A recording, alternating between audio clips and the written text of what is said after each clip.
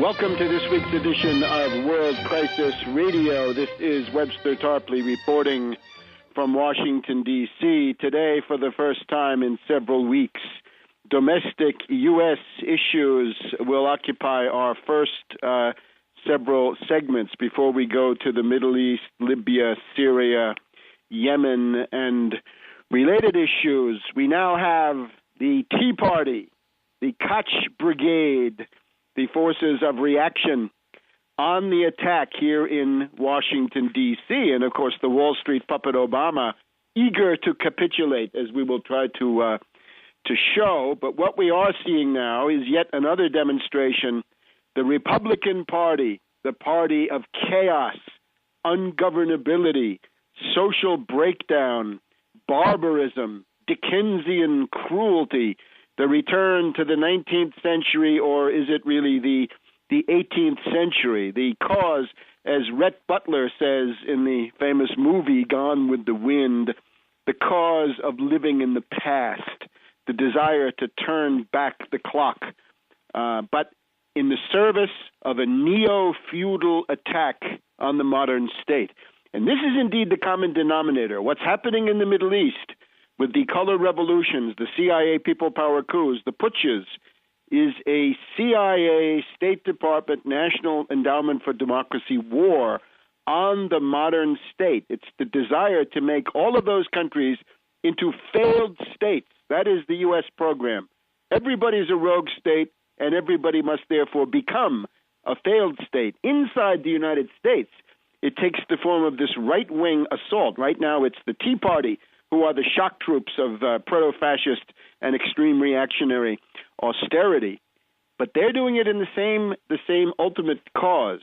This is neo-feudalism. This is the desire to weaken the central government in order to allow the economic royalists, the malefactors of great wealth, the plutocrats who have absolute contempt for the American people, to smash the state. It is a right-wing anarchist program, and it entails genocide against the American people. The simple and most basic level of politics.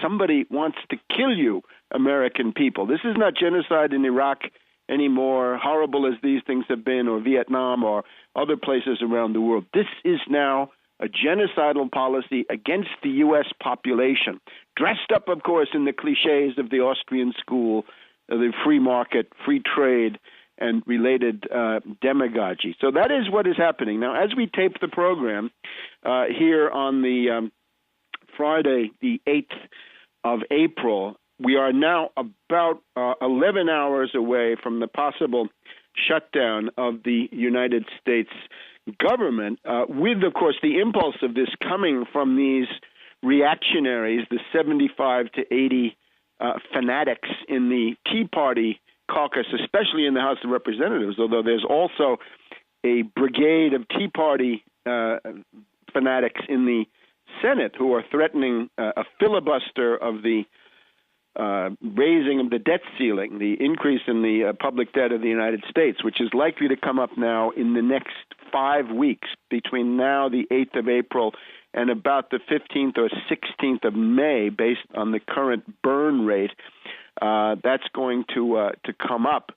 That, of course, would be a recipe for a catastrophic breakdown of the entire world economy, a universal panic, and the destruction of one of the most important national assets, and indeed world assets, potentially, not in the current form, but potentially, which is the U.S. Treasury market, the broadest, deepest, most liquid market in the world, which is the one thing that allows the U.S. dollar to be a reserve currency. Anybody who wants to be a reserve currency would have to come up with something similar to that U.S. Treasury market, and so far nobody has it. The ability to turn trillions of dollars, if necessary, of U.S. government securities into cash on the same day. Nobody else has that, so that's the story here. The basic dynamic is this.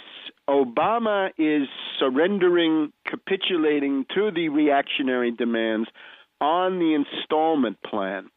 The first capitulation by Obama is even to accept the logic of a debate about cutting the federal budget, making that a priority, at the time when we have, by most measures, 22 to 23% real unemployment and underemployment. In other words, the shadow government statistics estimate of unemployment, corresponding to some degree to the U.S. Department of Labor, I believe, U8 level of unemployment. But therefore, the success, first of all, of the reactionaries with the capitulation of Obama is that this debate is occurring at all. Really, it ought to be a debate about how to finance the necessary projects of infrastructure, the nationwide fast rail network. We're having the 30th anniversary of the French TGV. So the French have had the TGV going for 3 decades, and the U.S. has absolutely nothing. And we've got reactionary Republican governors, Scott of Florida, Christie of New Jersey. We've got Walker of Wisconsin, and I believe either Mitch Daniels of Indiana or Snyder of Michigan, all saying no, 1,000 times no, we will not allow the building of infrastructure. The debate should be about how that infrastructure gets built, how to rebuild the interstate highway system, how to build the 1,000 hospitals, the 100 ultra-modern nuclear reactors to replace the aging and therefore increasingly dubious pre-Carter set of reactors that we have. No, this is off the table. This is the year of Gagarin. It's the 50th anniversary of Yuri Gagarin, the first human being to go into outer space. So salute to the Soviet space program, salute to Gagarin.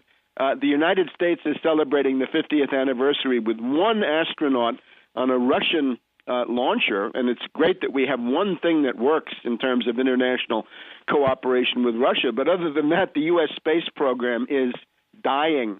We're a couple of months away from the last launch of the U.S. space shuttle. After that, the U.S. will be unable to put a payload of human manned payload into orbit.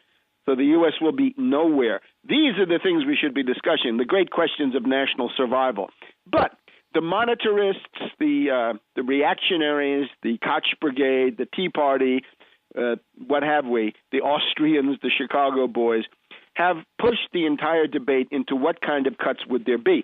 The original reactionary demand from the Tea Party was $100 billion of cuts in non-defense discretionary spending in the current year, which means, unusually, 2011 fiscal year, which is going on right now and which ends on September 30th. So during the current budget year, since the Republicans blocked the passage of any budget last year in the Senate, they try to get away from this fact. The fact that there is no budget now is due to the Republicans primarily, not allowing it to go through the Senate, where they had the ability to block it, and they did. So therefore, we're talking about this year. We're talking only about non-defense discretionary spending. These are mainly the social programs that Republicans and reactionaries and proto-fascists hate, and therefore the attempt is to cut those, and we'll talk about that in just a minute. Obama did not accept the $100 billion.